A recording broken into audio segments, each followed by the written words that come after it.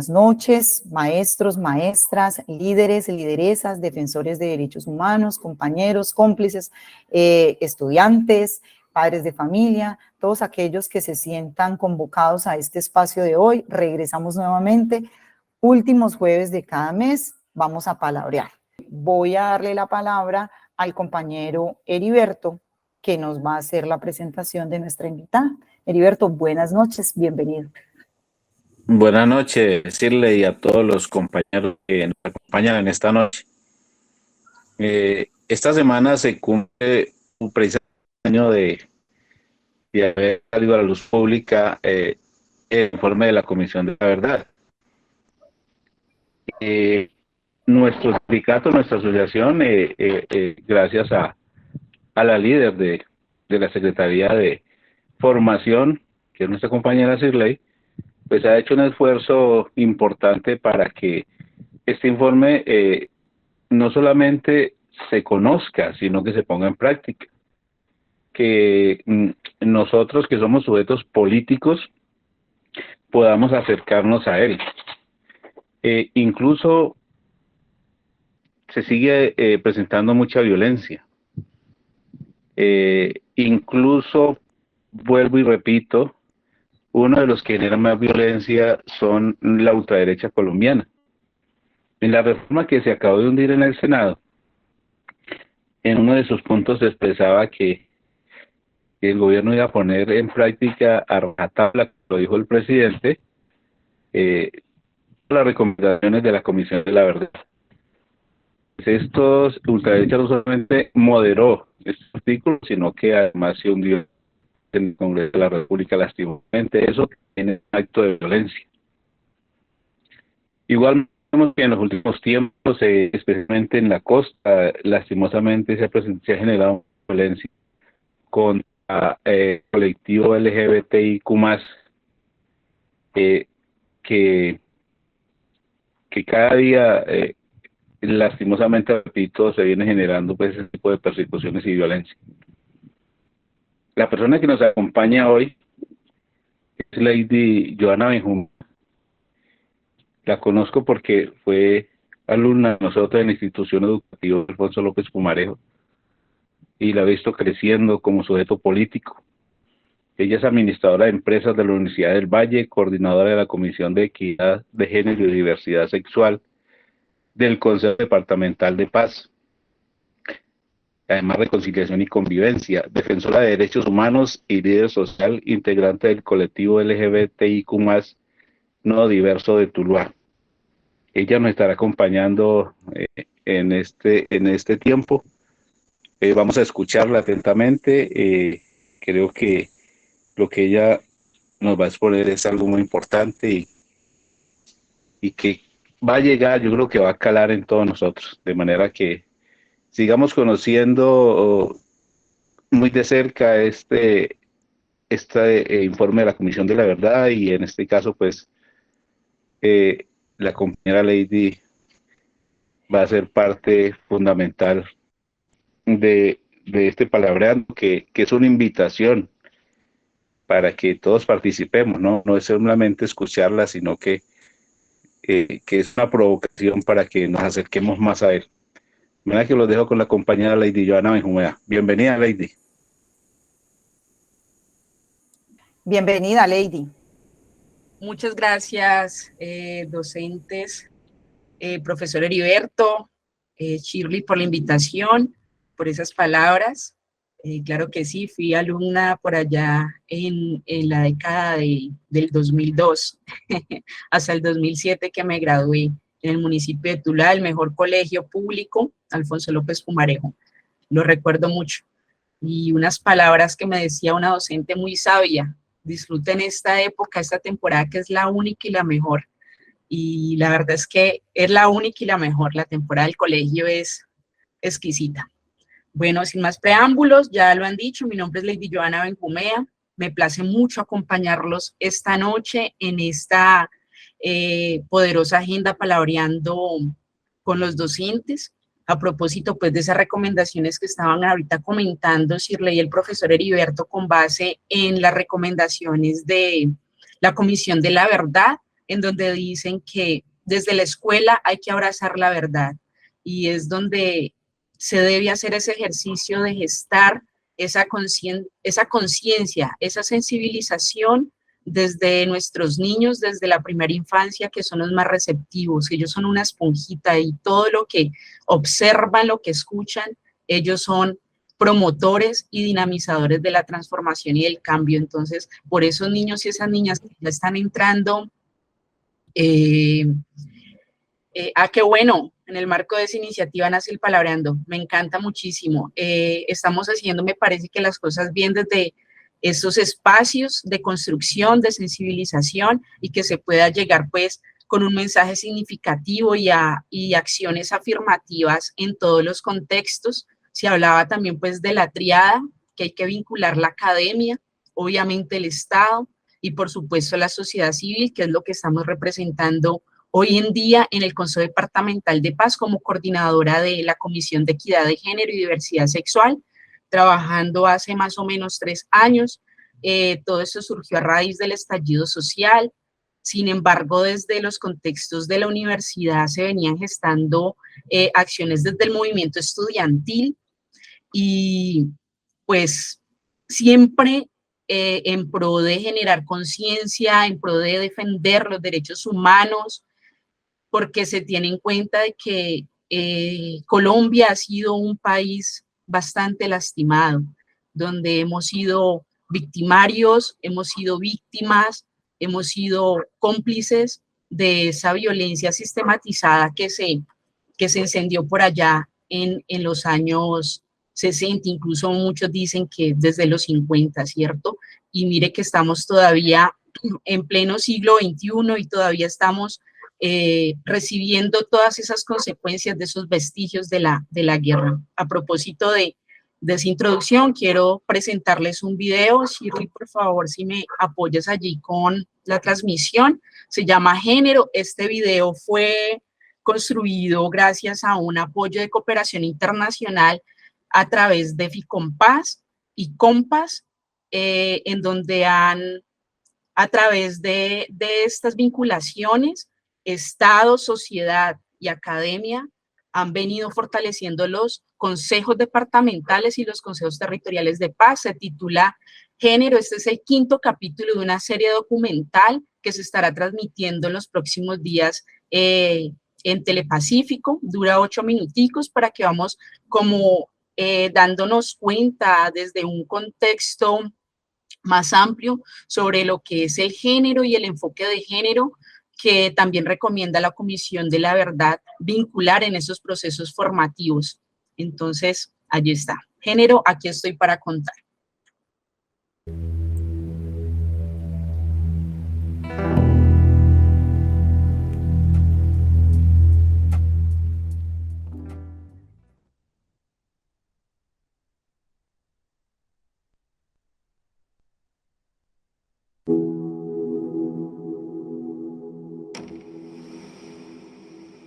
Me fui de acá en el marco del conflicto armado. Tuve muchas situaciones por ser lideresa, por ser feminista y por hacer un trabajo social con todos los grupos poblacionales. Entonces, en ese entonces estaba muy marcado el conflicto acá. Y en ese entonces yo estuve secuestrada por la FARC. Luego me secuestraron los paramilitares y desde todas esas historias, aquí estoy para contar nuevamente toda esa resiliencia y todo lo que hemos hecho para poder trabajar en el colectivo y la fuerza que se necesita para hacer otras cosas diferentes en el marco de construcción de paz y de convivencia pacífica. En el tema del conflicto armado, las mujeres fuimos tomadas casi como un objeto a versión de ser un trofeo. Y cuando intentaban, o lo que hicieron con muchos de nosotras, en vulneración de nuestros derechos y violentar nuestros cuerpos, era pormenorizarnos, hacernos sentir mal y no como actoras de una sociedad. en esa época de conflicto armado que fue tan fuerte durante la década de los 90, los 80, con todos estos actores, no solamente FARC, sino paramilitares, incluso también Fuerzas Armadas, se aprovechaban de esas condiciones de vulnerabilidad de los niños y las niñas o mujeres u hombres que amaban diferente para violentarlos y para generarles humillación, violación, lastimarlos, castigarlos. Entonces, cuando las mujeres nos volvemos vinculantes, cuando somos capaces de hablar, de decir lo que sentimos, de proponer y argumentar, nos están dignificando y nos estamos dignificando nosotras mismas. Y la mujer, ¿cómo es capaz de construir paz y enseñar paz a sus semejantes, a sus hijos, a su familia? Estamos teniendo mucha participación como mujeres en los diferentes escenarios, no solamente escenarios políticos, no solamente escenarios de participación por todo lado. En este momento siento, sí, es mi pensar, que a nivel nacional estamos teniendo mucha participación de mujeres en diferentes ámbitos, en diferentes espacios. Hay muchas formas de que las mujeres se han venido empoderando de sus derechos, porque hoy en día se ve que la que está más empoderada, como también trata de empoderar a las otras mujeres. Hay muchas redes de mujeres para fortalecer su proceso de mujeres, y hoy en día podemos ver que hay muchas organizaciones que trabajan por la defensa de las mujeres, ¿ya? Entre ellas tenemos Madres por la Vida, tenemos la Red Mariposa, tenemos las Mujeres Sainí, ya tenemos pues el colectivo de mujeres de Yurumangui y muchas otras organizaciones que hacen este ejercicio de luchar y defender el derecho de la mujer, y de esa forma construyen paz en sus territorios. Me fui a vivir a Cali 2 años y cuando volví acá, volví a estudiar, fui personera en la institución educativa en la que estudiaba en ese momento, y desde ahí yo creo que empezó como mi vocación como líder y como con esas ganas de sentir algo, hacer algo por la sociedad. Ahí me fui involucrando en la mesa de víctimas del municipio, que llevo muchos años en la mesa de víctimas. Veo que no se puede hacer nada de humanidad ni nada de sororidad sin lo político. Y ahí empezamos a hablar de sororidad, de hermandad, de ser pares, ¿sí? Entre mujeres, pero también con los hombres y también con otras poblaciones como lo LGTBI. En el 2021, que en su momento me designaron el enlace LGTBI en ese tiempo, cuando fui electa para en este periodo ser consejera de paz. En el Consejo de Paz he aprendido muchas cosas, he conocido los funcionarios que están en el Consejo de Paz, tanto los funcionarios, tanto los líderes, que en su sentir por su territorio y la mal que a veces la pasan en su territorio, llevan a expresar esas cosas al Consejo de Paz, que es tan importante. Alrededor de 60, 70 consejeras y consejeros LGBTIQ+, y mujeres también, donde nos hemos dedicado como a hacer esa gestión de poder fortalecer los consejos territoriales desde el Consejo Departamental de Paz y desde el sector que representamos, para que sea el género, la equidad de género, algo transversal a todos esos planes de acción que se han venido presentando en los territorios, en los consejos territoriales de paz. Empiezo yo a hacer alianzas con la Ruta Pacífica de las Mujeres, con Compas, una organización maravillosa que llega, ¿sí?, a fortalecer estos procesos, que cree en que con las mujeres, con los jóvenes, se pueden hacer cosas maravillosas, y eso lo hemos logrado. Entonces en eso es que estamos como tratando en la construcción de paz. En el colegio se han empezado semilleros de género, donde Compas, la idea incluso salió del Consejo de Paz del año pasado, en el plan de trabajo de este 2023, que se hicieron los semilleros de paz, y esta idea viene, yo tomé la idea y tomé la iniciativa de llevar esta idea al Consejo de Paz, tomando de un encuentro nacional de consejeros, que eso se llevó en la ciudad de Bogotá, y como un encuentro de saberes. Uy, esto me sirve para mi municipio, tomar de aquí, tomar de acá, y es muy importante. Entonces eso se está haciendo ahora de la articulación de Compass con el enlace de Mujer, Equidad y Género y el Consejo de Paz, llevando a los colegios en el semillero de paz. Y eso es lo que permite Compass, que estos encuentros sean importantes para nosotros como consejeras, consejeres de paz, porque así alimentamos nuestra alma, alimentamos nuestros conocimientos desde las experiencias, desde los ejemplos, desde las capacitaciones, desde cómo se deben abordar esas actividades que se deben llevar en territorio, armar planes de acción. El tema del acompañamiento de las entidades no gubernamentales, no del Estado, pero que han sido un apoyo irrestricto a todo el proceso del acuerdo de paz y a estos mismos consejos y a este Consejo de Paz departamental ha sido muy importante. Son motivadores, son articuladores, nos apoyan a que sigamos creyendo y a que continuemos esos esfuerzos para trabajar. Tratar de que cada uno se sienta representado y dignificado en estos procesos que se están haciendo. Para mí es fundamental, o sea, y no solamente para mí, para Colombia, para el mundo entero, para las familias. Precisamente hablamos del empoderamiento. Y cuando se habla del empoderamiento, pues uno se empodera de diferentes maneras. Pero aquí lo que más, la insistencia que hacemos es que ese empoderamiento tiene que ver con la participación de las mujeres.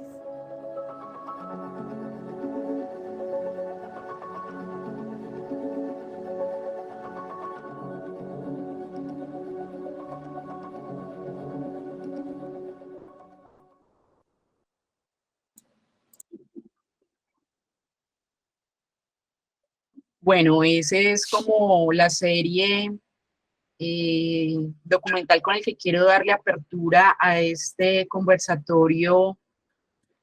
Voy a empezar a proyectar con base pues en el informe de la Comisión Mi Cuerpo es la Verdad, que está dividido en, yo creo que deben quitar allá donde están transmitiendo, Sirley o quien esté allí en la parte técnica para poder habilitar acá mi ventana. Listo, perfecto. Allí pueden observar, pueden ver la presentación. Sí, Sí, la observamos. Ok, perfecto. ¿Me escuchan bien? Es que de pronto hay alguna interferencia en... Te escuchamos bien, Lady. Ok, bueno. Como les decía, este capítulo de la Comisión de la Verdad se tituló Mi Cuerpo es la Verdad. Está dividido en 2 secciones, pero antes de hablar de esas secciones, yo quiero que nos enfoquemos en estos términos que utilizó la Comisión de la Verdad, como lo es el tipo de violencia, el evento de violencia, qué es víctima, qué es victimización y qué es la identidad de género. Pues bueno, se tiene en cuenta de que la Comisión de la Verdad clasificó 18 diferentes tipos de violencia, las cuales a su vez también se dividen en subtipos, como por ejemplo la violencia sexual, la violencia psicológica o la tortura psicológica, tortura física. Entonces, ese es como dentro de la clasificación que ellos le quisieron dar a estos términos para poder comprender un poco más allá esos eventos de violencia, esos niveles de violencia que sufrieron tanto mujeres, víctimas del conflicto, perpetrados no solamente por paramilitares ni guerrilleros, sino que también la Fuerza Armada, la Fuerza Pública, tuvo partícipe en este tipo de acciones en contra de los cuerpos de las mujeres y de la comunidad LGBTIQ+. Hablando pues del evento de la violencia, es identificar un hecho que ocurre en un momento y lugar específico en cual puede afectar una o varias personas. A esas varias o a esas personas se les llama víctimas, ¿sí? Yo creo que es una palabra muy común y muy recurrente que se suele escuchar en muchos contextos. Este término se refiere específicamente a personas que han sido directamente afectados o han sufrido directamente actos o eventos de violencia. Como por ejemplo, de allí también se resguarda la victimización como un término importante, que es el conteo de las diferentes violencias que sufren las víctimas en cada evento de violencia. Tenemos también la identidad de género, que es el enfoque de género, que fue una de las recomendaciones que se hicieron, ya lo decíamos anteriormente. La identidad de género es el concepto que se tiene de uno mismo como ser sexual y de los sentimientos que esto conlleva. Se relaciona cómo vivimos, sentimos y cómo podemos explorar nuestro cuerpo. En un estudio reciente decían que hay alrededor de 112 identidades sexuales, escúchense bien, 112 identidades sexuales, sin desconocer que el género biológico, hombre, mujer, hembra, macho, viene siendo desde lo biológico, ¿cierto? Pero ya las identidades es cómo nosotros nos sentimos, cómo nos expresamos, cómo podemos interactuar con nuestro entorno, desde lo económico, desde lo social, desde lo político, ¿verdad? Por eso las siglas LGBTIQ+, a veces muchas personas se mofan o se ríen porque les genera curiosidad, ¿cómo así, no? Pues todo el abecedario. Pues resulta que cada sigla tiene su significado, que empieza por la L, que es L, lesbiana, LB, bisexual, G, que es gay, LBG, T, transgénero. Allí en el tema de transgénero entran tanto las chicas trans, los chicos trans, está también en los géneros no binarios, no se identifican como hombre ni como mujer, y también tenemos los queer, o las identidades que no se definen como un ser, sino como, no como etiqueta, digámoslo así, no como un ser simplemente sexual, sino que es una persona diversa, por eso el tema de la diversidad sexual, en términos de amar, sentir diferente, pero que se enamoran de almas. De alguna manera es como el discurso que se tiene desde la sigla Q, que es queer. Sí, es una sigla más inglés, más anglosajona, que surgió por allá en los Estados Unidos, y es una nueva sigla que vino a ser parte de este acrónimo LGBTIQ+, y el más, pues ya para todas las otras identidades que les digo que existen alrededor de 112 identidades, las que llevó en su momento a decir que las personas que amábamos sentíamos diferente, o porque nos gustaba una persona de nuestro mismo sexo, o que si nos gustaba del sexo contrario, y a la vez el bisexualismo, es el ejemplo del bisexualismo, éramos enfermas o eran personas que tenían que sufrir violencias basadas en género, basadas en identidad sexual, por simplemente amar y sentir diferente, que fue como lo que prendió el foco en revisar esas historias de vida de esas personas que en algún momento valían nada para la sociedad, porque simplemente eran vistas como una abominación. Por eso desde el 28 de junio, a propósito, pues ayer se conmemoró a nivel internacional el Día del Orgullo como reivindicación de derechos LGBTIQ+, y solamente años después es que se ha venido con esa lucha continua, con esa lucha constante, dar estos espacios de participación y de visibilización, pues hablando como del tema que represento dentro del Consejo Departamental de Paz. Y otro punto importante que no quiero que se me pase, hasta 1990, la OMS, la Organización Mundial de la Salud, decía que las personas que amábamos, que sentíamos diferente, los homosexuales, los gays, las lesbianas, éramos enfermos mentales, ¿cierto? Entonces ya todo una cadena pues de procesos psicológicos, psiquiátricos, de intervención para transformar esas personas que eran enfermas. Solo hasta 1990, fíjese, o sea, hace poco, eso fue ayer, se dijo, no, venga, no son enfermos, simplemente son personas diversas, sienten, aman diferente. Eso en términos, pues, aquí de dar un contexto sobre lo que se plantea. Entonces, como les decía, este informe está dividido en dos sesiones. La primera sesión es Mujeres, voces que defienden, y cuidan la vida. Este informe se llevó a cabo con alrededor de más de 10.000 mujeres escuchadas por la comisión, en donde el 52% de víctimas de desplazamiento han sido mujeres. Mire que es una cifra que se podría decir que es muy equitativa con la cantidad de hombres, porque entiéndase ustedes que las mujeres como cuidadoras, como defensoras del territorio, al desplazarse o al desplazarlas, amenazarlas, ellas tenían que salir con su familia, con sus hijos, con sus hijas, con sus padres, que si vivían con los abuelos, pues con los abuelos, con las abuelas, y pues ahí obviamente también se veía afectado sus parejas hombres. Las mujeres y las niñas representan el 92,5% de actos en contra de la libertad y la integridad sexual, es decir, eran violadas, eran ultrajadas, eran maltratadas, que es lo que presentábamos allí en el documental.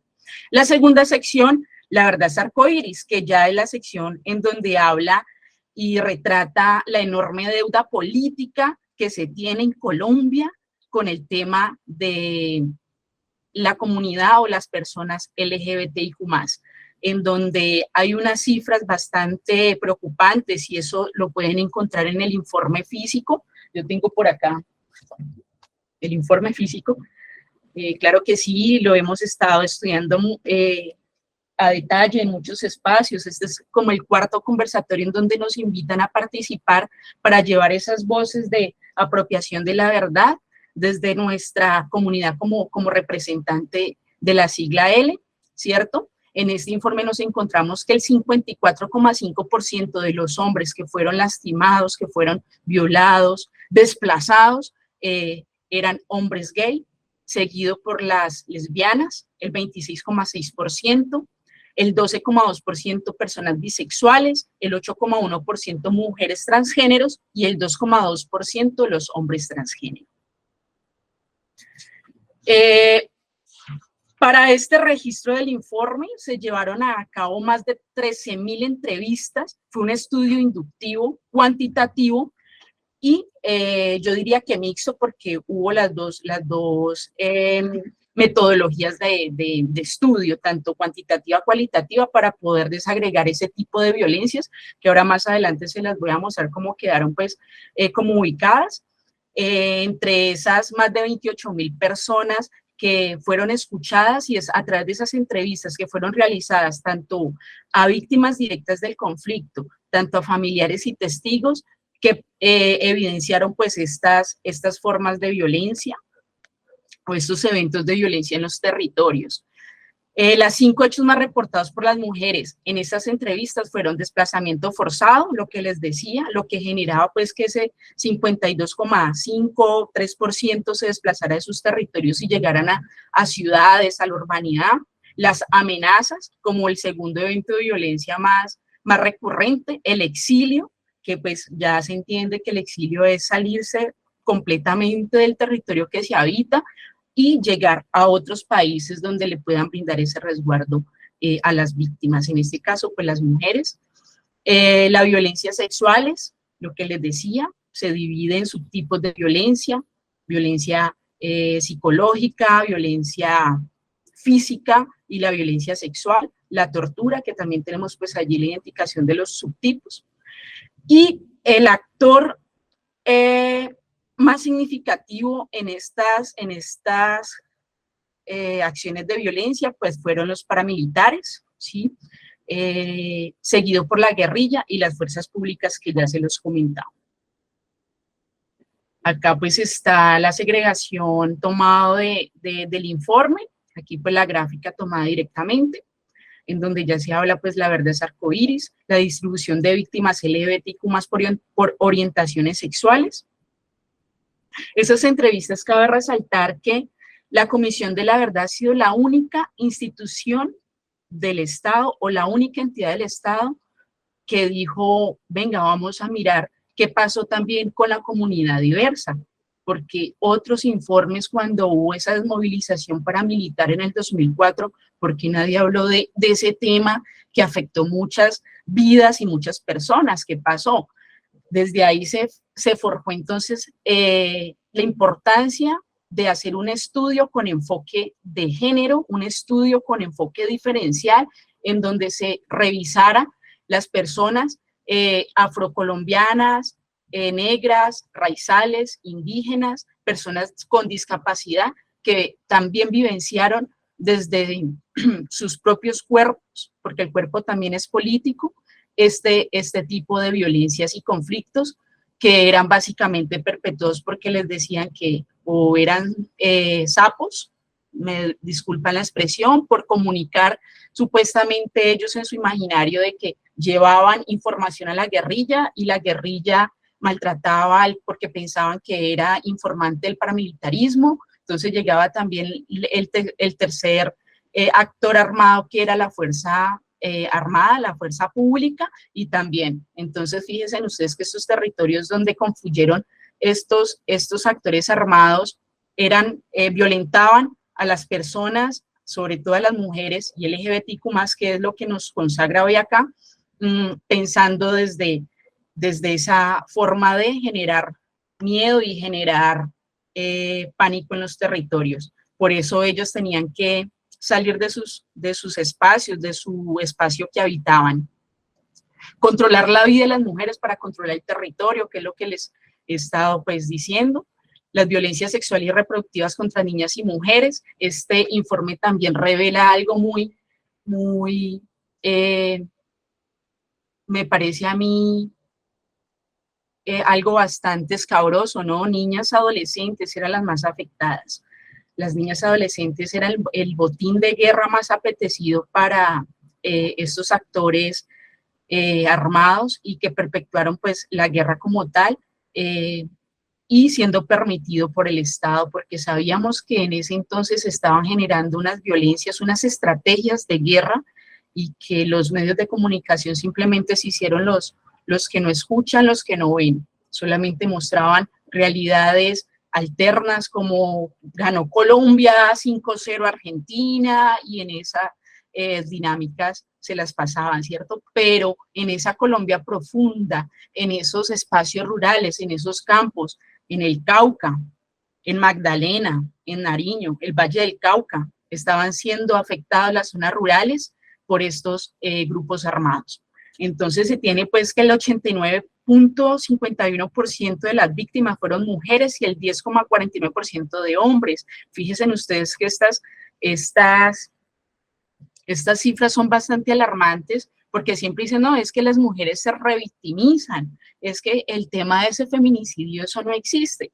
Pues es que mire, es que nos están mostrando que hay unos datos, una información que se han tenido y se han contrastado desde las diferentes instituciones como el Registro Único de Víctimas y el Centro Nacional de Memoria Histórica, con base en lo que hizo la Comisión de la Verdad, hacer ese contraste directo desde sus estudios inductivos cuantitativos para poder llevar ese contraste con los registros que ya tenían estas instituciones que llevaban pues trabajando hacía mucho sobre estos temas.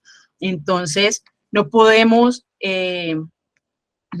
descalificar estos informes y sobre todo el trabajo de la JEP que han hecho, como lo han querido desacreditar algunos parlamentarios, algunos congresistas, diciendo que esto es mentira y que los falsos positivos nunca existieron y que esas mujeres nunca fueron víctimas, sino que simplemente eran provocadoras y que ellas, por estar mostrando su cuerpo, tenían la culpa de por qué esos actores al momento de llegar a sus territorios las violentaban. Y uno va más a fondo del informe y encuentra diversas voces y diversas historias de mujeres que vivieron directamente esos vejámenes de la violencia como instrumentos de guerra y que eran maltratadas, violadas, muchas veces mutiladas, les mutilaban su clítoris, mutilación de sus órganos genitales, y si era lesbiana, pues venga que usted necesita es un macho, o si es gay, venga que usted le hace falta eso. Entonces, desde esas narraciones que le generan a veces un escalofrío, ¿cierto? Porque una cosa es uno leerlo, otra cosa es el poder haber experimentado esas situaciones, y de hecho muchas historias de estas no las querían contar porque hay una de Lenin, un chico gay afrodescendiente del Bolívar, donde él decía que ya habían hecho denuncias a sus familiares y el Estado, las mismas instituciones fueron, hablaron con estos actores armados y llegaron y le mataron, le asesinaron a sus familias, a sus tíos, a sus tías, y a él lo dejaron vivo, pero sin antes haberlo torturado, sin antes haberlo violado, bueno, todos los eventos de violencia que estaban ahí marcados y que ya revisamos. Entonces, miren que es una cifra bastante desproporcional y es un despropósito total. Del 89, casi el 90%, las víctimas fueron mujeres y solo el 11% o el 10,50% hombres. Entonces hay una desproposición allí que no es que nos revictimicemos como mujeres o como personas LGBTIQ+, sino que es una realidad y eso constantemente se percibe cuando sales a la calle y vas de una manera provocativa, ¿sí? Porque tienes una licra, tienes una falda, tienes un vestido, entonces estás provocando y por ser provocadora justifican, ¿no? Que son acosadas y vulneradas en su integridad.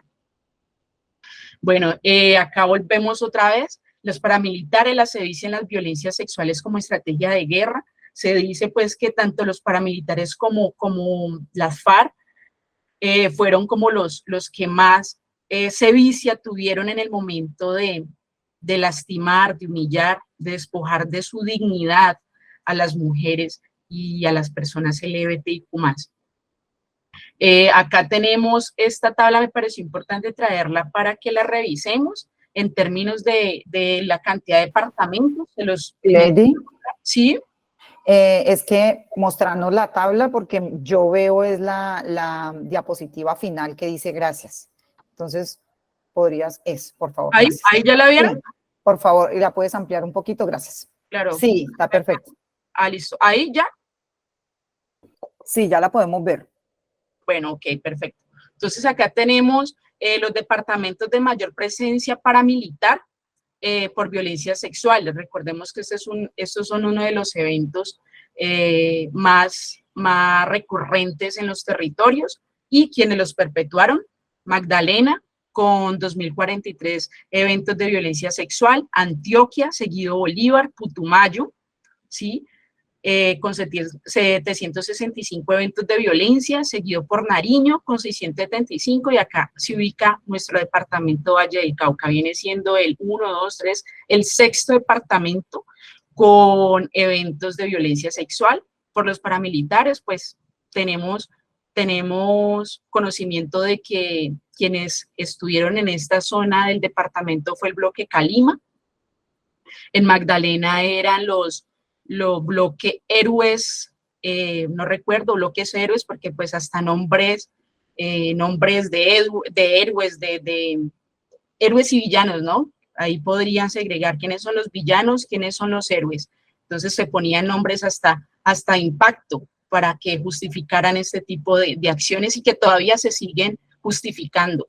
Es que era necesario armar los paramilitares, como cuando salió Mancuso a decir su verdad ante la JEP, ¿cierto? Y eso sí, nadie lo escuchó, todo el mundo entretenido, es que somos un país comunista, pero resulta que este sujeto sí estaba diciendo su verdad y simplemente, como siempre han hecho los medios convencionales, tergiversar la información o simplemente darle más acogida o más alcance a otro tipo de noticias que nada tiene que ver. Y esa es la invitación, pues, con estos espacios y con esas recomendaciones que nos manda hacer la JEP y obviamente la Comisión de la Verdad. Entonces tenemos que ahí seguido fue Cesar, Caquetá, Norte de Santander y Chocó. Algo que se me escapa por aquí, a ver, yo creo que no, esto dentro pues de las violencias sexuales y reproductivas contra niñas y mujeres, lo que ya hablábamos, y que es importante que esto lo sigamos trabajando porque es un informe, si este solamente es el informe LGBTIQ+, la verdad es arcoíris, imagínense, el de mujer queda más grande que una Biblia, entonces es bastante interesante leer estas historias con las que a veces muchos nos podríamos identificar desde estos discursos. Yo hablaba con Shirley el lunes, le decía pues que nosotras, mi mamá fue también desplazada del territorio de Galicia, por allá en el año 2001, con su esposo todavía desaparecido, todavía no lo hemos encontrado, y que esas vivencias una de niña las veía, y ellos mostraban los cuerpos que masacraban, como vea, esto les puede pasar a ustedes, si siguen hablando o si siguen siendo colaboradores de la guerrilla, porque simplemente no iba mi familia a sus reuniones que se generaban los domingos en la escuela del territorio. Esta labor, como les decía ahora, se dialogó directamente con 408 personas LGBTIQ+, y se tuvo conocimiento de 369 víctimas, de las cuales 321 dieron su testimonio a la comisión, y otras 48 víctimas fueron referenciadas en entrevistas, y ellas, el 64,2% corresponde a hombres y el 35,8% a mujeres, entre lesbianas y hombres gay, que era lo que les decía.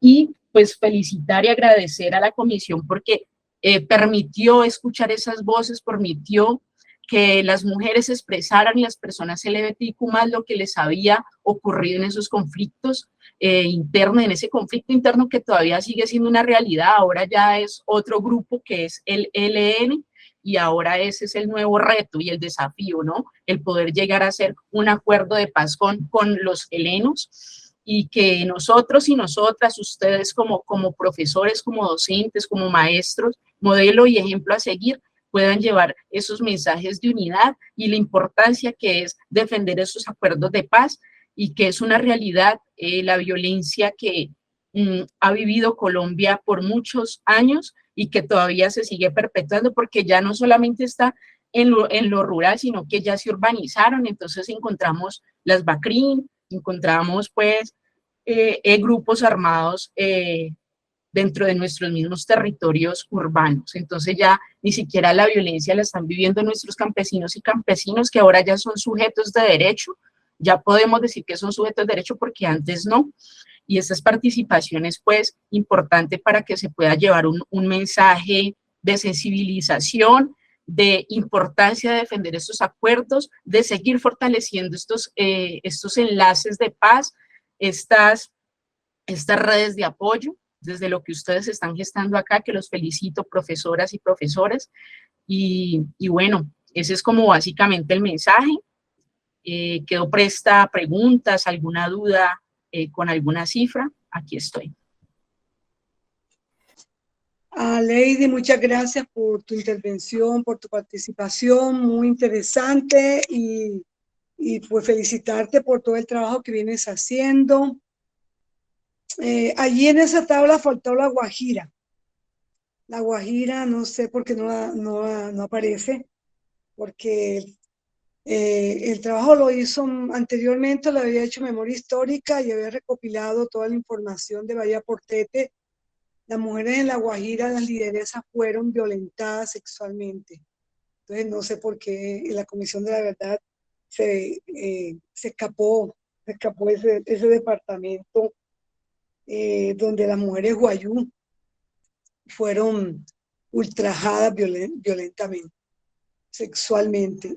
Y bueno, yo quiero decir que durante el marco del conflicto armado colombiano, el uso de la violencia sexual se ha constituido en una modalidad de violencia cuya práctica cumple distintos fines para los actores armados, operar especialmente en aquellos espacios donde no existe la presencia del Estado, en áreas de poblaciones rurales de minorías étnicas y también de diversidad de género.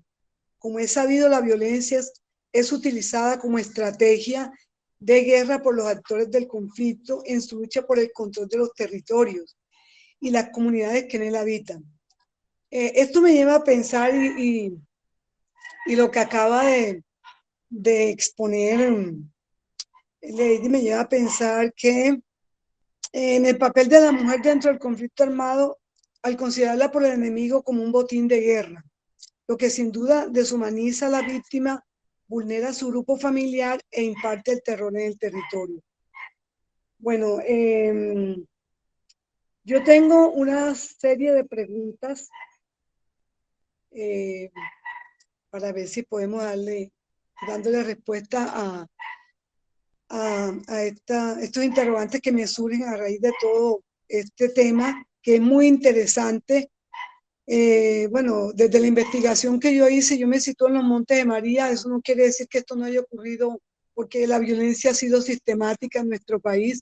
El conflicto armado, las estrategias de violencia han sido sistemáticas y organizadas tanto por guerrillas, paramilitares y las Fuerzas Armadas, que también intervinieron de una u otra manera. Y eso lo estamos viendo ahora con el trabajo que está haciendo la JEP con los falsos positivos, ¿no? Entonces me lleva como todo esto a preguntarme cómo reconocer el uso de la violencia sexual en el marco del conflicto armado ante el silencio de las víctimas. Y lo digo porque muchas mujeres en Colombia fueron violentadas o siguen aún, porque vemos que esto cambió de nombre. Ya no podríamos hablar de FARC, ya estamos hablando del Clan del Golfo, estamos hablando de ELN, bueno, grupos de la reincidencia que se están resaltando. Pero para mí es importante esta pregunta, porque el silencio de las mujeres, y pues Lady en esto me puede también aportarlo al grupo, el silencio de las mujeres contribuyó de alguna manera, contribuyó para que muchos de estos victimarios no fueran juzgados, como debería ser.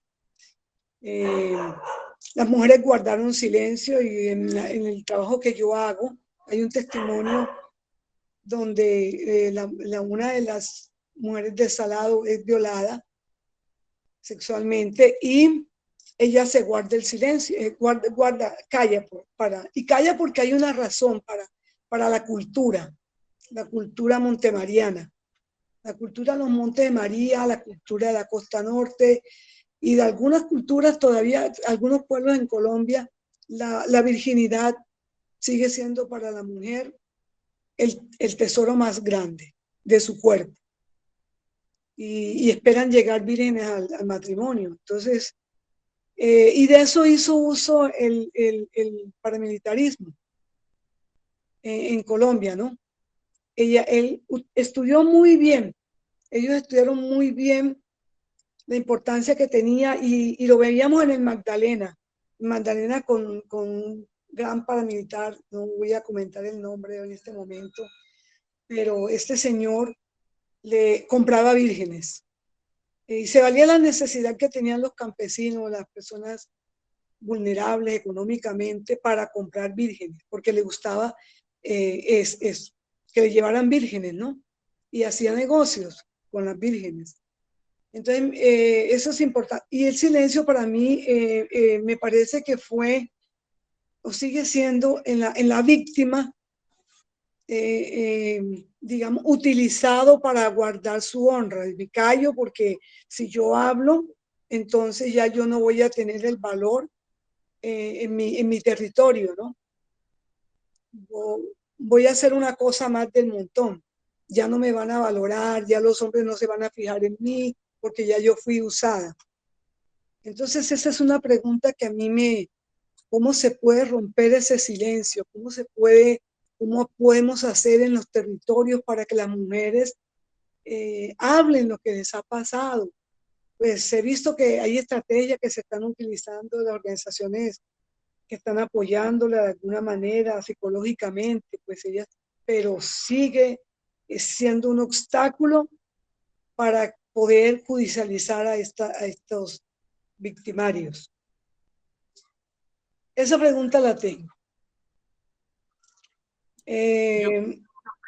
Yo creo, compañera, que más allá del perder pues como la virtud, y que se den cuenta de que han sido violentadas, es el temor a hacer esas denuncias. Lo otro que también hay que resaltar es el tema de que quedan en embarazo, y al quedar en embarazo ya es otro vínculo que se gesta allí con el victimario, como lo que se llama el síndrome de Estocolmo, ¿cierto?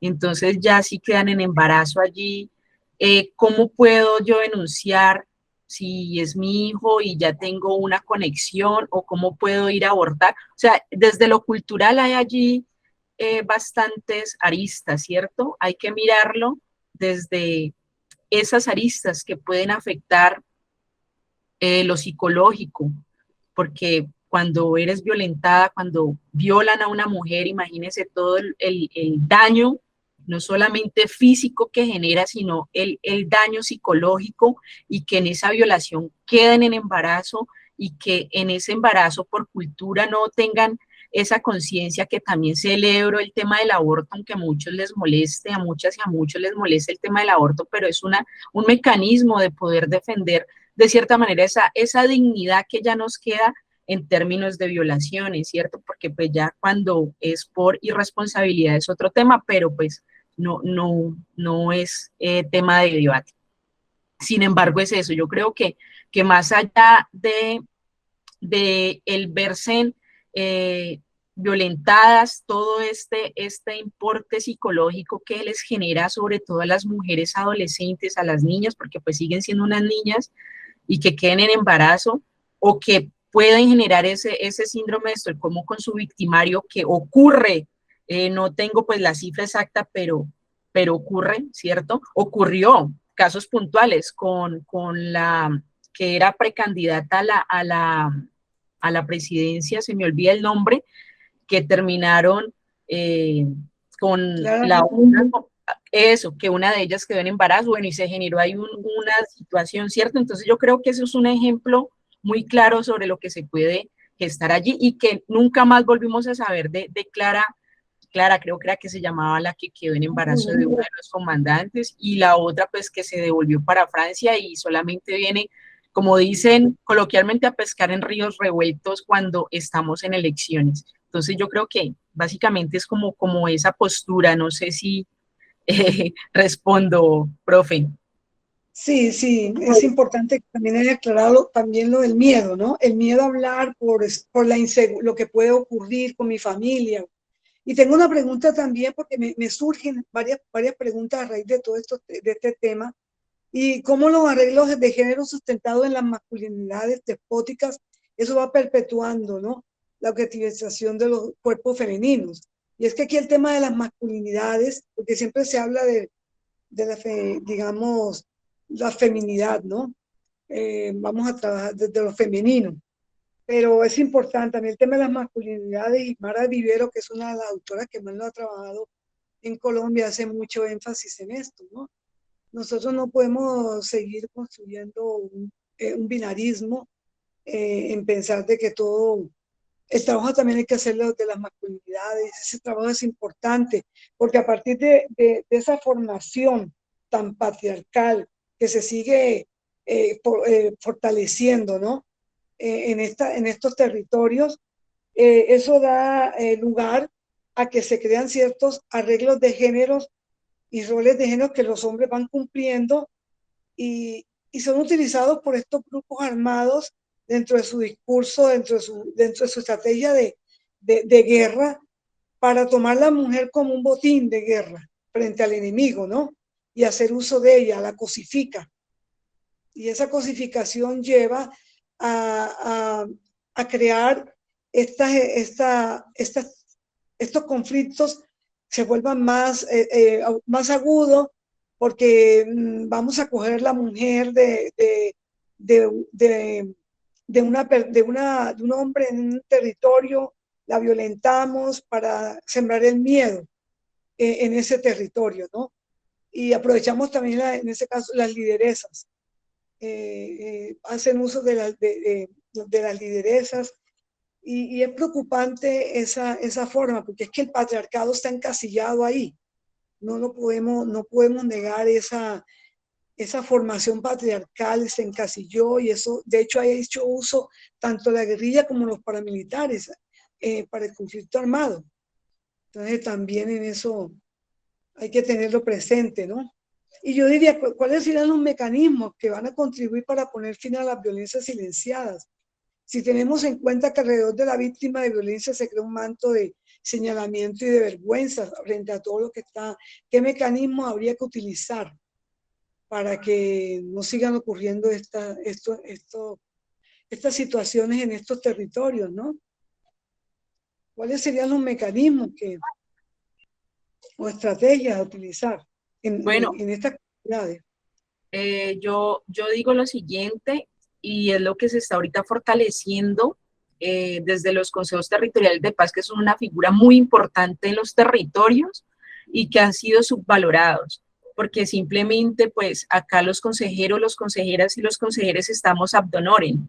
Esto no es pago, ¿cierto? Sin embargo, lo que uno hace es desde la convicción, desde el poder transformar esas realidades, que así como nosotros lo experimentamos, también podamos que eso no sea, que no se repita. De hecho, tenemos que una paz estable y duradera, ¿cierto?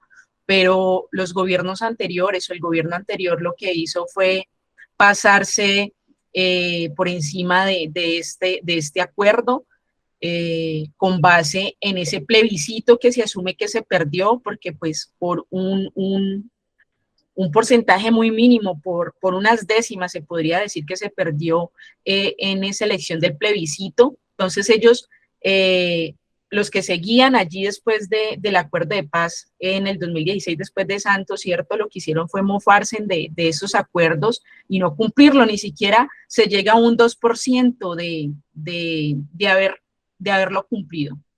Se robaron los dineros del Fondo para la Paz, dejaron un país prácticamente más conflictuado, porque pues estas personas que estaban acostumbradas a la guerra en el campo y llegar a las ciudades a hacer que sí estaban acostumbrados a hacer esto, a mostrar su dominio, su autoridad a través de las armas, su autoridad, y llegar a ser empleados donde iban a ser subalternos, recibiendo órdenes de un jefe o de alguien que los iba a dirigir, pues iba a hacer eso desde el impacto social, muy, muy preocupante, y no se llevó pues a término como tal el cumplimiento de los acuerdos. Eso por un lado. Y lo otro que usted lo ha dicho, profe, los imaginarios colectivos del patriarcado, incluso están nosotros las mujeres. El poder nosotros de construirnos internamente es una tarea compleja. ¿Cuáles son esos instrumentos? La pedagogía, la sensibilización, los encuentros, este tipo de actividades, profe, donde podamos palabrear, en donde podamos intercambiar conocimientos y experiencias, alimentar el alma y empezar a deconstruirnos esos imaginarios patriarcados. ¿Te están levantando la mano? Sí. Por ahí están levantando una mano, pero hay bueno, antes que darle la palabra al profe que está levantando la mano, yo digo que hay que declarar sujetos de derecho a todas las personas vulnerables en estos territorios. Y ahí entonces nos referimos a las comunidades étnicas, nos referimos al grupo LGTBI+, o sea, declarar los sujetos de derecho en el sentido, así como se está haciendo con los páramos, que se ha luchado incluso con los ríos. Esto hay que empezar por hacer que se cumplan esos principios de sujeto de derecho. Es valiosísimo que en los territorios se respete y se declare que la vida de estas personas vulnerables, porque no hay una presencia estatal y los hace vulnerables. Aún, yo me doy cuenta de lo que está pasando ahora mismo con Dabeiba, los informes que está dando la JED, con el caso de Dabeiba es muy interesante, y eso no le resta importancia a los otros casos.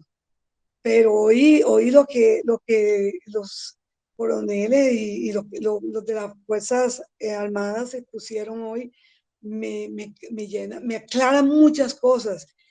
Y es que incluso ellos reconocen, nosotros teníamos que brindarle seguridad.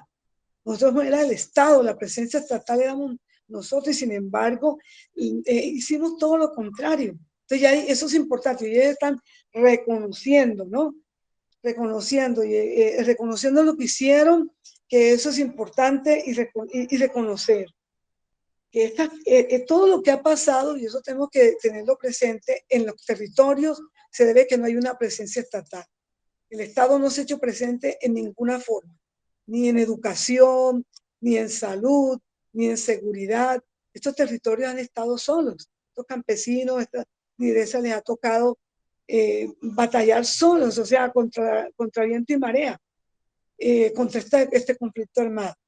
¿Sí? Eso es una de lo que hay que entender, y el Estado en eso sí tiene que, como decimos popularmente, darse la pela. Todos estos gobiernos, todos, los territorios han estado abandonados. Y por ese abandono, entonces los grupos armados aprovecharon la situación para crear todo este conflicto que nos ha tenido por ya más de 60 años, intermitente, pero ahí estamos. Yo aquí tengo todas mis noticas porque me parece tan chévere como apuntar, porque todo todo trae su enseñanza. En el video, Lady, había una de estas mujeres empoderadas, ¿cierto?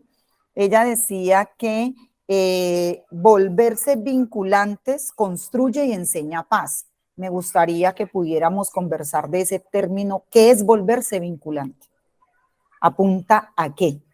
¿Cierto? Para no tomarlo tan a la ligera, que me parece que es un término que implica ya de por sí una acción. ¿Hacia qué? ¿Para qué? Esa sería como la primera pregunta. La segunda tiene que ver un poco pensando en los dos tomos, en el primero sobre las mujeres, el segundo más sobre la comunidad LGBTIQ+, y retomando la palabra que decías o la afirmación que hacías, Lady, de la enorme deuda política, que el Estado tiene cantidades de deudas políticas. Ya, por ejemplo, el reconocimiento del campesino como sujeto político es clave, pero todavía está la deuda hacia acá. Y fíjate que ahorita yo retomaba palabras de Jocadel cuando ella decía, bueno, la violencia como estrategia de guerra y las mujeres como botín de guerra, ¿cierto? Que deshumaniza a la víctima. Entonces pensaba, claro, las mujeres son un botín de guerra, y no sé si ustedes han escuchado este refrán, que es un refrán viejo, pero que tiene que ver mucho con la cultura, y es el siguiente. Los hijos de mis hijas, mis nietos serán. Los hijos de mis hijos en duda estarán. Y hay, digamos, registros de lugares donde la guerra, pues, que se daban interétnicos, lo que llegaban era a embarazar a estas mujeres, porque era una manera ese era el botín, y decir, bueno, ya su descendencia viene por mi línea, ya dejó de ser esto y es lo otro. Entonces mira que es importante pensar en esa idea del botín de guerra y todo lo que esto trae como desvertebramiento de lo cultural. Pero entonces la pregunta es hacia acá, Lady, que has maciado de mejor manera este informe de la comisión que tiene que ver con la comunidad LGBTIQ+, y es, entonces, ¿esta comunidad qué es? O sea, si las mujeres son botín de guerra, esta comunidad, que es una comunidad diversa, pero que es vista, lo dijiste, hasta los 90 ya fuimos considerados que ya no éramos enfermos mentales. O sea, ¿qué es entonces? Entonces, si la mujer sí es un botín de guerra y yo le exhibo y tengo un dominio sobre su cuerpo, para esta comunidad LGBTIQ+ que hay, estoy reprendiéndolos, estoy enviando un mensaje moral, estoy diciendo, ustedes no me sirven, ustedes son indignos, ustedes son escoria, no merecen, con ustedes todo lo que podamos hacer. No sé, es que... Esa es la respuesta. Ahí está, de hecho, el tomo, la verdad es arcoíris, empieza con esa introducción, con ese preludio, ¿cierto? Ahí está la respuesta. Éramos, y en muchas visiones seguimos siendo lo abominable, lo que necesita ser reprendido. Caribe Afirmativo, que fue una de los colectivos, de las organizaciones que participó en esta actividad, recolectar todos esos testimonios, que de hecho me siguen pareciendo muy, muy pocos, porque pues el miedo, el temor, el silencio es el mejor aliado para nuestra comunidad, pero los valientes que se sometieron a levantar su voz y decir su testimonio, aún sabiendo que todavía hay una persecución sistematizada hacia nosotras y nosotros, sobre todo los chicos trans, las chicas trans y las lesbianas, como ya veíamos allí, es eso. es que usted es lesbiana, entonces usted necesita un macho, venga, y no se dan cuenta que ese macho viene de una mujer. La madre, ¿quién es? Es una mujer, no es hijo ni de un árbol, ni de una flor, sino que es una mujer. Entonces, esa es una cuestión allí de impacto de estrategia de guerra para someter, para estigmatizar y para llenar de miedo a los líderes y lideresas que a quienes atacan son a la cabeza, ¿no? Como dice el dicho, es que, y ellos lo manifestaban, es que la cabeza, a la serpiente hay que matarla por la cabeza. Entonces ahí está, una represión sistematizada hacia los que amamos, sentimos y somos diferentes ante esa heteronormatividad de esta sociedad patriarcal. Gracias, Lady. Hasta ahí dejo. Le doy la palabra a Albert Zúñiga, después tiene la palabra Heriberto. Hola, ¿me escuchan? Te escuchamos, Albert. Bueno, buenos días, espero buenas noches a todos y a todas, espero que estén muy bien. Una pregunta, Lady. Ahora una compañera estaba hablando de que la JEP no ha hecho justicia desde el principio del concepto de la justicia retributiva, ¿no? O sea, el proceso de paz nace desde el principio de un concepto de justicia diferente, una justicia restaurativa, reparativa y cosas de eso. Desde esa concepción de la justicia restaurativa, ¿qué tipo de justicia? O sea, ¿qué tendría que hacerse para decir, bueno, habrá justicia para las víctimas de ese conflicto armado, en las víctimas de género, fundamentalmente? No sé, porque es complicado, ¿no? Es complicado establecer, no, es que es decir la verdad y las penas mínimas y cosas de eso. Entonces, sí me gustaría escuchar de parte tuya y de las otras personas, si es posible, cuál sería el tipo de justicia que debería de hacerse ahí.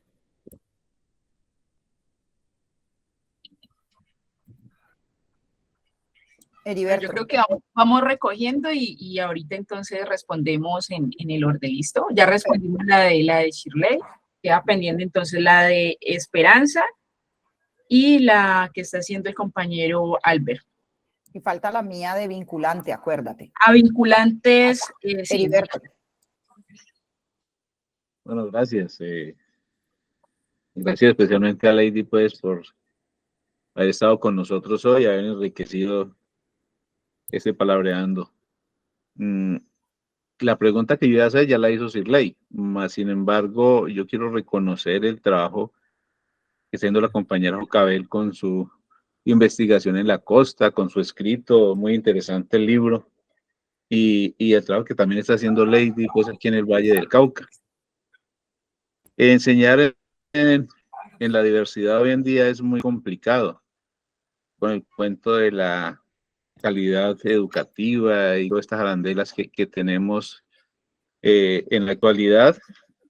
Enseñar en la diversidad es muy difícil, más cuando la violencia no ha pasado. Yo diría que en vez de menguar, antes está más activa que nunca. Desafortunadamente la violencia empieza por casa. Digamos, en el seno de la familia muchas veces hay violencia y a eso no le está parando bolas.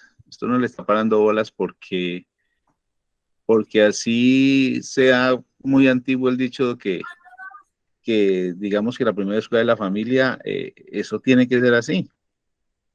Digamos que no se educa con la palabra, sino con el ejemplo. Desafortunadamente, estas familias disfuncionales que tenemos hoy en día no están aportando nada a la educación y mucho menos en la diversidad.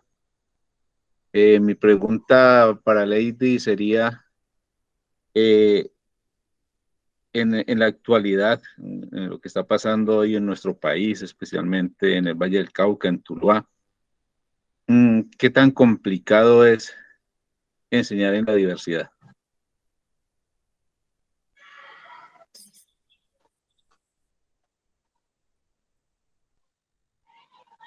Bueno, estamos en la recta final del palabreando.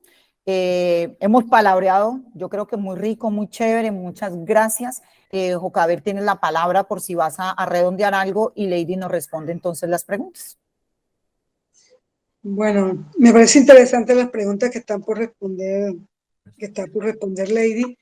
Yo quería agregar un poco más y es revisar también testimonios que muestran que también en Puerto Boyacá, una del paramilitarismo, una persecución muy, muy intensa hacia estas comunidades LGTBIQ+.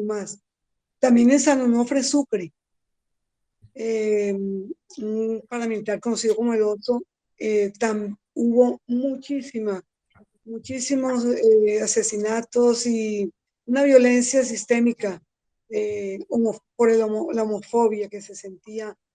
Y de cierta manera, pues, ciertos, digámoslo así, sectores de los territorios, no digamos que fueron cómplices de pronto con el silencio, en el sentido que para muchos estas comunidades constituían un halo de vergüenza. Eso no lo podemos desconocer. Se sentían avergonzados. Entonces guardaban silencio y el silencio hacía que todo, una complejidad, aumentara la complejidad para que estos grupos paramilitares continuaran pues haciendo sus actuaciones y sus acciones frente a estas comunidades LGTBIQ+. Entonces, a mí me parece muy interesante el trabajo que se ha hecho desde la Comisión de la Verdad, porque nos ha dado la oportunidad de conocer más casos, de conocer la historia, de poder entrar a los territorios y darse cuenta pues lo que ha venido sucediendo. Eso quería aportarle a Lady.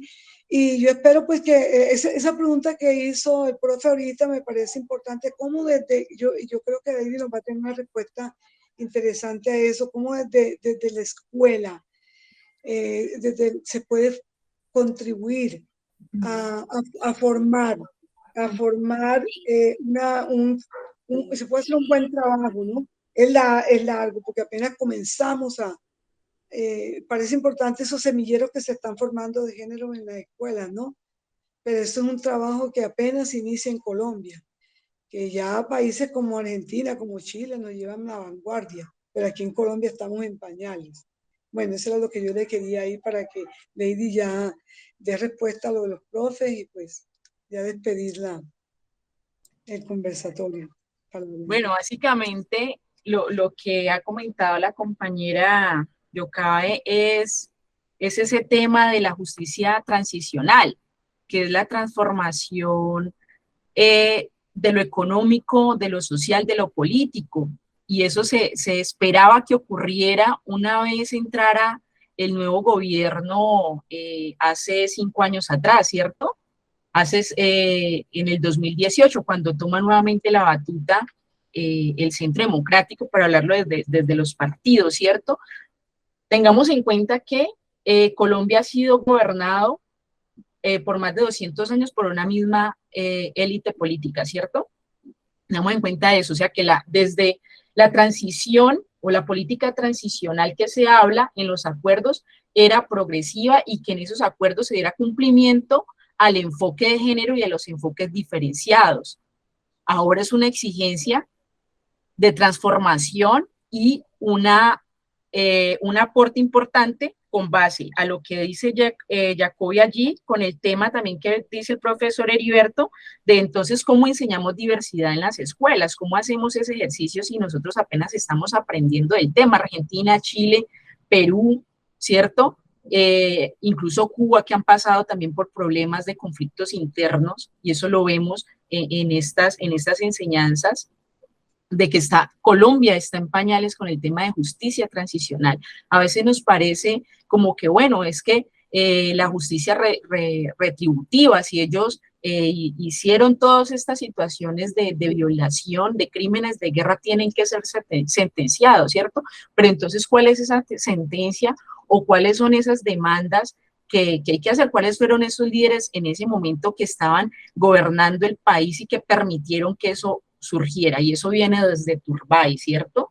Tanto así que por allá en esa época de Turbay se hizo un decreto donde se podía perseguir a la comunidad LGBTIQ+ y castigarlos, violentarlos, por decreto institucional, por decreto gubernamental era permitido, por allá en el año 1983, cuando ya se había hablado en 1969 la reivindicación de los derechos LGBTIQ+, ¿cierto? Como sujetos de derecho también, ¿cierto? Entonces miren que han sido esas políticas tradicionales que no les ha importado el bienestar social de la gente vulnerable, de los enfoques diferenciados que se habla en el acuerdo. Sumándole allá la pregunta que hace Esperanza, ¿qué se está haciendo en los enlaces de los municipios en términos de las denuncias que hacen en las comisarías de familia, en las casas de justicia? ¿Por qué queda eso ahí represado? Pues porque no hay voluntad política, allí lo decía Sirley en respuesta, no hay voluntad política, no les interesa, no les importa el bienestar social de las mujeres y de la comunidad LGBTIQ+, porque simplemente vienen pensando en sus propios intereses, porque es que no quieren que este gobierno del cambio, este gobierno que entra en esa parte de justicia transicional, no permiten que se acerque al pueblo y que se haga un trabajo desde las bases, cuando es desde las bases que se hace la transformación. ¿Y cuál es la base? Pues la clase popular, la clase social, los niños, las niñas, las zonas más vulneradas, la Colombia profunda que se habla en el discurso, ¿sí? Una voluntad política, eso es lo que está pasando en los municipios y más en el Valle del Cauca, y esto sigue siendo con esas mismas dinámicas de políticas retrógradas, anacrónicas. Esto va a seguir igual, porque nada se hace si tenemos un presidente progresista, pero en las regiones van a seguir liderando los mismos partidos de siempre. Entonces, van a hacer que seguir mofándose del acuerdo de paz y seguir burlándose de esa justicia que tiene que ser una realidad. Y en esos acuerdos precisamente es donde se focaliza esos acuerdos que tienen que empezar a liderarse Estado, gobierno y estos grupos al margen de la ley, porque se están incumpliendo. Volvieron trizas los acuerdos de paz y lo que se está haciendo ahorita es la reconstrucción de ese tejido social que ha sido violentado, que ha sido fracturado, que ha sido lastimado, y que, como les decía, todos somos víctimas, todos somos victimarios, todos somos Ubuntu, una palabra africana que me gusta mucho. Ubuntu, todos somos uno. Lo que a mí me pase, le pasan a ustedes, y lo que a ustedes les pase a mí me va a afectar, porque todos estamos en ese tejido, todos estamos de cierta manera conectados con las mismas neuronas, con diferencias en formas de pensar, pero que a la larga nos hace algo igual, que es la humanidad y el que somos seres humanos. Eso es dentro del Ubuntu, ¿cierto? El tema de los vinculantes, lo que decía, la pregunta que hacía Sirley, ¿cómo podemos vincular? Pues la participación en esos espacios. La mujer hoy en día está ganando muchos más espacios en temas políticos, en temas de coyuntura social, en temas de coyuntura democrática, participativa. Hablábamos también ahora, en abril se pasó en debate la ley de la violencia política contra la mujer. Fíjense en ustedes, ahora podemos empezar a ganar más espacios, porque es que los espacios de incidencia política son importantes, donde nuestro sentir, donde podemos representar esas carencias que tienen nuestras comunidades, desde esas persecuciones, podamos hacer una incidencia significativa. Ahora bien, dicen, no, es que las políticas públicas se tienen que hacer con dinero, pero si no hay voluntad política volvemos a lo mismo. Pueden haber millones de políticas públicas. Acá se está replanteando la política pública LGBTIQ+ y de las mujeres en el Valle del Cauca, porque ya cumplió sus 10 años y estamos en ese proceso de actualizar y de empezar a trabajarla con los verdaderos afectados y afectados en este tema, que son las violencias basadas en género. Esas políticas públicas que hicieron hace 10 años, cuando estaba Weimar Delgado, creo más o menos, ¿sí? Unas políticas públicas hechas desde el escritorio. ¿Cuáles son esas necesidades vinculantes? ¿Cuáles son esas carencias que verdaderamente tienen esos sectores diferenciados, ¿cierto? Allí desde el tema de vinculantes. Bueno, ya respondí qué se está haciendo en los enlaces municipales. pues ya le respondí. Los vinculantes, la que acabo de responder, la justicia restaurativa que comentaba el profesor Albert, ¿sí? Que va como de la mano con lo que acabamos de decir Jacob y yo de la justicia transicional, que hay que darle participación a esos acuerdos y es el momento de volver la mirada a esos acuerdos de paz firmados por allá en el 2016, empezando por las tierras, y ya eso es un paso importante. Los PD como fundamento de los acuerdos están en incumplimiento, apenas cumplieron un 2%, imaginen, un 2%, un 100%, eso no es nada, pero se está haciendo. Faltan los recursos, pero entonces, ¿cómo se van a traer esos recursos? Existen cooperación internacional, ¿cierto? Pero no todo puede volverse cooperación internacional, porque también es la responsabilidad de la administración a nivel nacional, que para eso está allí el presidente con su bancada de Congreso, donde salen las leyes, los decretos, la normatividad que rige esto, porque esa es la importancia de la política. Ay, no, es que qué pereza la política, pero es que si no hay incidencia de política como herramienta de transformación, vamos a seguir pecando y cayendo en los mismos errores. Ya a esta altura del partido en 2023 era para que ese acuerdo de paz estuviera al menos en un 30% de cumplimiento, pues siendo optimista, pero apenas el 2%, compañeras y compañeros. ¿A ustedes no les parece eso preocupante? Y que si volvemos a elegir un gobierno entre 4 años, porque lo que se han hecho ahorita es desacreditar esas ganancias que yo llamo en 10 meses, después de haber recibido 200 años de un mismo sistema político, patriarcal, machista, que no les importa las necesidades humanas, es desigual.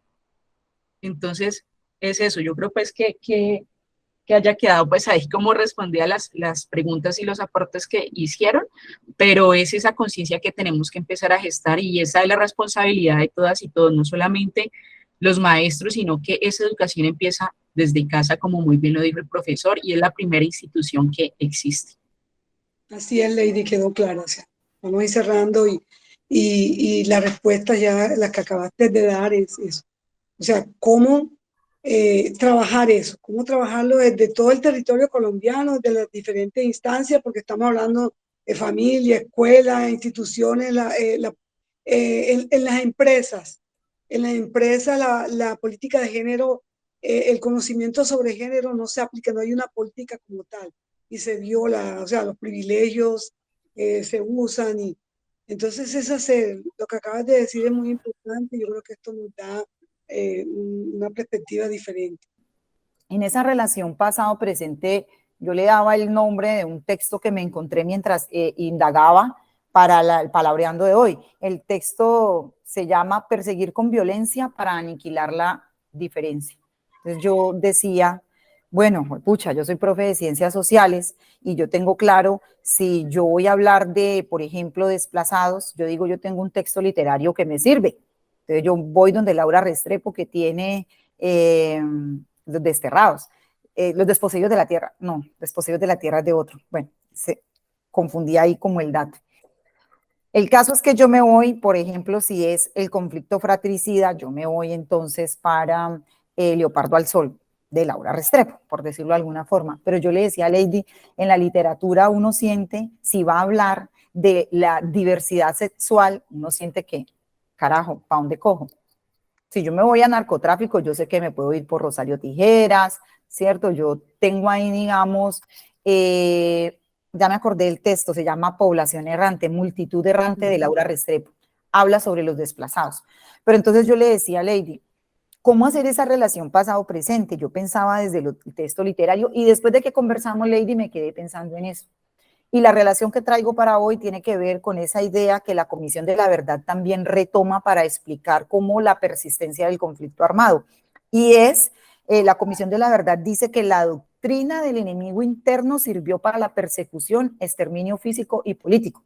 Y tú lo hablabas ahorita del gobierno de Turbay, terrible, entre otras cosas.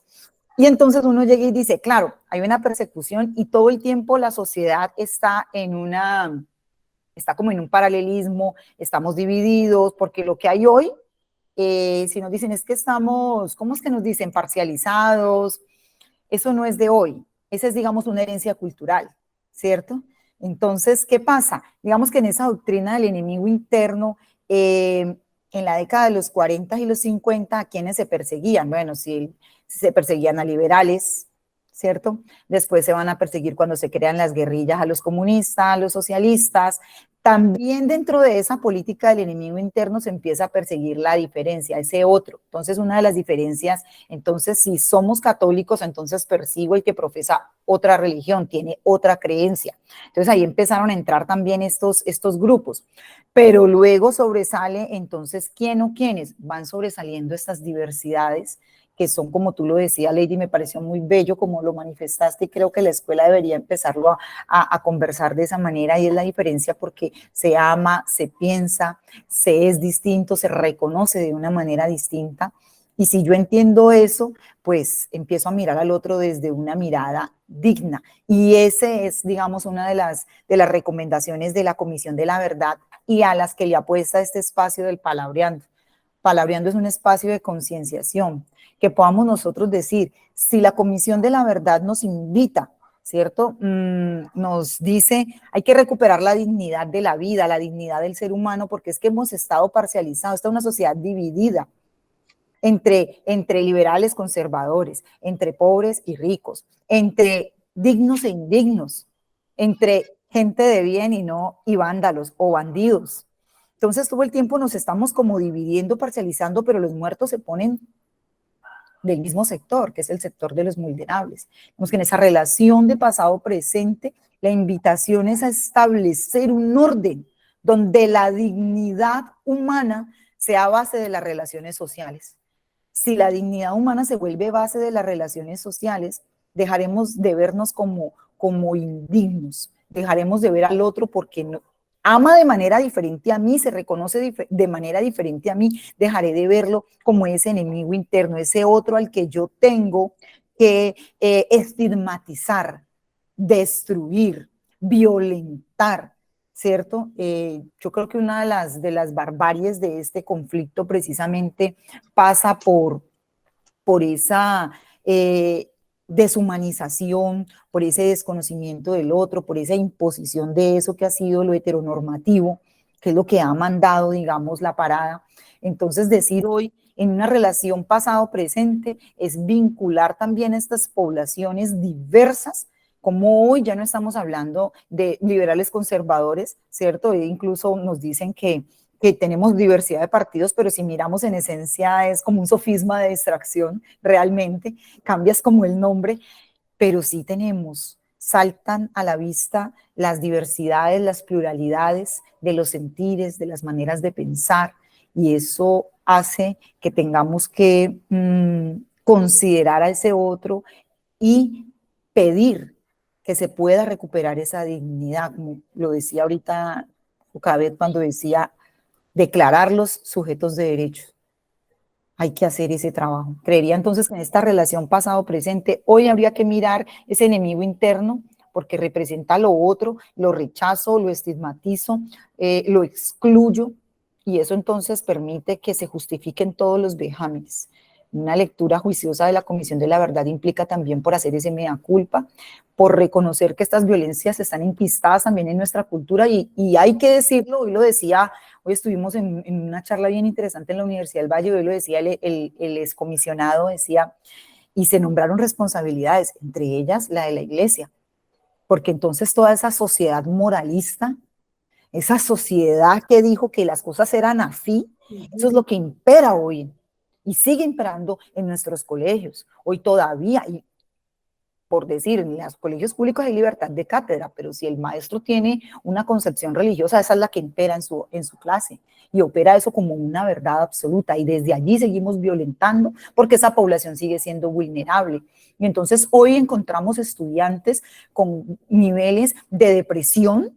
Hoy encontramos estudiantes, como decían los casos del compañero Gilberto, se cortó el cabello, no sé qué, no sé cuánto, empiezan a llamarse de otra manera, empiezan como en esa correlación de fuerzas en la escuela. Hoy encontramos eso, es porque de alguna manera tiene que salir esa diversidad y porque es más violento lo que han hecho con ellos, ¿no? Entonces, poder decir esto es importante porque nos permite entender que ese microcosmos que es la escuela, sigo insistiendo en eso, es una representación del macrocosmos que es toda la realidad del país. Entender eso nos permite mirar a ese ser humano que llega ahí y que yo no diga como maestra, como maestro, es que ese muchacho es como amanerado, porque también yo ahí no estoy reconociendo su esencia, es que ¿qué es eso? ¿Por qué? Porque yo tengo que decir, ay, es que así como así, ¿sí? No sé si me hago entender. Entonces, digamos que hacia allá, hacia esa relación de pasado-presente, creo que sigue imperando en nosotros esta sociedad polarizada, esta sociedad de los buenos somos más, esta sociedad de la gente de bien, y eso otro es lo que se rechaza, lo que hay que reprimir y lo que hay que eliminar de la sociedad. Lo dejo ahí, Lady, te invito a que nos compartas el poema. Y luego invito al compañero Enrique para que nos invite a seguir palabreando. A Jocabel, muchas gracias. Y miren, por acá está Sí, muchas gracias, Shirley, muchas gracias. Yo quiero responderte en un segundo esa por favor, pregunta que le hiciste a Lady, por favor. frente a quién, cómo puedo yo estudiar el género desde las autoras. Es largo la historia de las autoras del género, porque habría que dividirlo, ¿no? Desde las postmodernistas, las modernistas, hasta las contemporáneas. Sí. Entonces, si por ejemplo yo quiero hablar de lo que es el queer, entonces ya yo tengo que irme a Judith Butler, por ejemplo, que es el que ella es la autora central de esto. Si me voy al feminismo radical, entonces está Miller, ¿sí? Kay Miller. Entonces es un estudio no imposible de hacer, pero la mejor manera es dividir las autoras de acuerdo a la época en que fueron estudiando el género. Y el género es de la política, es de lo social, pues ya me encuentro con Lamas, Marta Lamas. En México han hecho, hay autoras maravillosas. Samit, por ejemplo, las norteamericanas. Entonces, sí hay que hacer pero eso se puede hacer. Vale, gracias. Te puedo pasar una lista organizada por época. Perfecto. Para que lo rotemos entre los maestros y las maestras, porque finalmente también, si no sabemos, pues digámoslo, porque eso también es un problema de formación. Primero, de voluntad política, de entender que el otro es diferente, de entender que el otro no es una anomalía, ¿sí? Y ya ahí para allá empezamos a transitar el camino, no es fácil. Yo muchas veces he dicho que yo de las diversidades no hablo, porque tras de los chicos están los padres de familia y luego se nos viene toda la andanada y que yo prefiero hablar del conflicto armado, me resulta menos peligroso, imagínate. Entonces, esa es una cuestión que hay que reconocer porque uno dice, detrás de esto, ¿qué hay? Después viene la demanda, después el chico mañana viene, como dice el compañero, y dice, ¿es esa profesora? ¿Cierto? Entonces uno también se cuida por la responsabilidad que se tiene jurídica ante estos chicos. Y que leyendo a Simone de Beauvoir, leyendo a Virginia Woolf, y que los padres vayan conociendo esta autora, porque ya lo que es Judith Butler, bueno, ya esto es palabras mayores, y ya yo me estoy metiendo con toda la comunidad queer y todo esto, que los padres pues van a, y como dándoles como pedacitos, pero bueno. Sí. Hay que hacer el trabajo, hay que iniciar. Lady. De hecho, aquí tenemos acá más cercanos para no irnos como tan atrás con Simone de Beauvoir, que hicieron su aporte muy significativo al tema del feminismo. Isabel Allende, también víctima del conflicto en Chile y que le tocó salir exiliada de su territorio. Bueno, les voy a compartir un poema, se llama Única, es de una mujer que admiro mucho, se llama Yané Huitrago González. Esta hace parte del libro Contadores de Historias, mujeres que inspiran, también mujeres que fueron en algún momento recogidas en este libro, un poemario donde hay experiencias afirmativas cuando se vivió ese momento de guerra, porque también fueron violentadas, entonces se reunieron y montaron este libro, lo hicieron posible, Mujeres que Inspiran, Contadoras de Historia, Única, se llama el poema, para todas y todos. Mujer única y maravillosa, tu poder es magnífico y es tan difícil que no puedas notarlo. Mujer única y maravillosa, no dejes de soñar, en tu camino todo lo encontrarás. Mujer que brillas, mujer que luces, mujer que vives.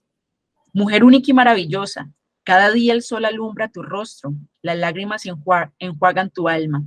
Eres más fuerte, eres única, mujer única y maravillosa.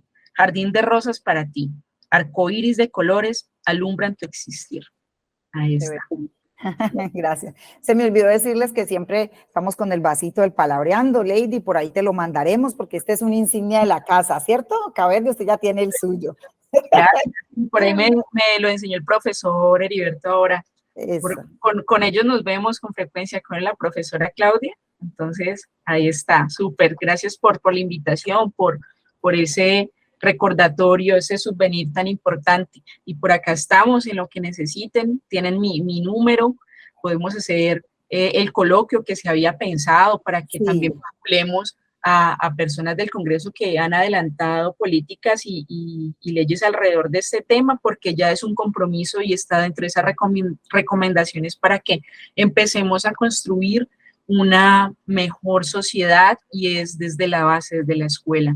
Y el único mensaje que les digo es que llamen al estudiante como ellas, ellos o ellos quieren que los llamen. Si quieren que lo llamen Ernesto y en su documento de identidad decía Franci, llámela en Ernesto porque es su identidad.